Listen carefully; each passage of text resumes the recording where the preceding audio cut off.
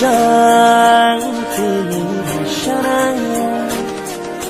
shal kolong chumun shanaya shal chang thì shanaya shal kolong chumun shanaya oh hakani boyar kichang phải cho đôi khắp bao giờ, ôn nước mari kia khado, mapur mari hafado, raisha fina, sha chango, raisha fina,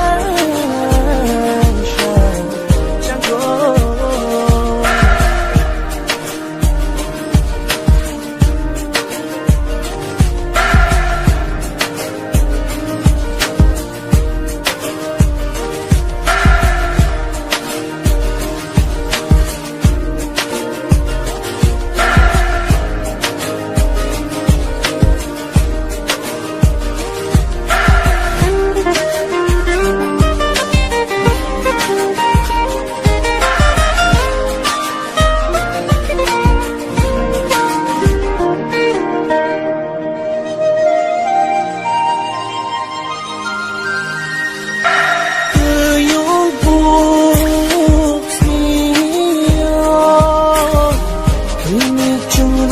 Chok lại na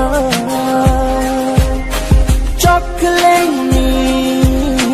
paling anh chắc mong chờ nan sana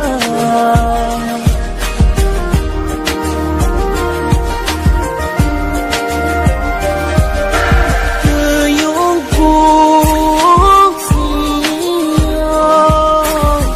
cứ mi chung rung chok lại na Chocolate palinga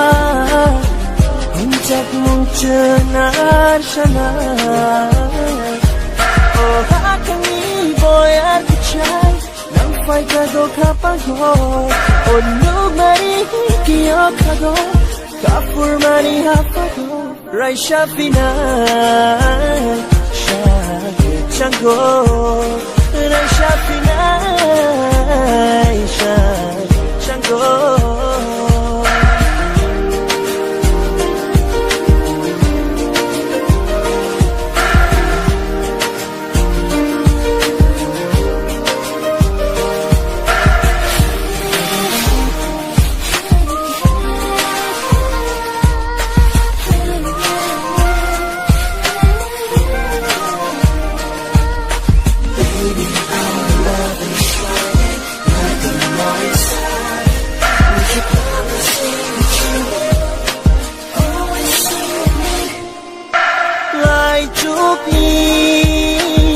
Ai dorma Shalpanalam shogo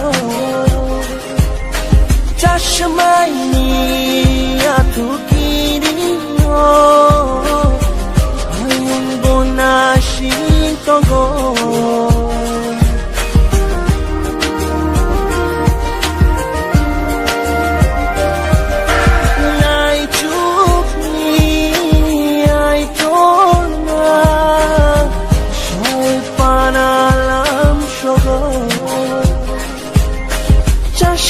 Chashmaini atukirino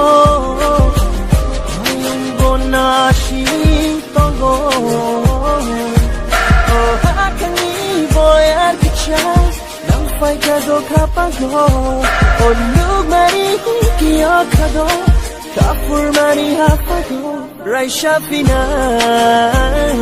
Shah chango Raisha pinay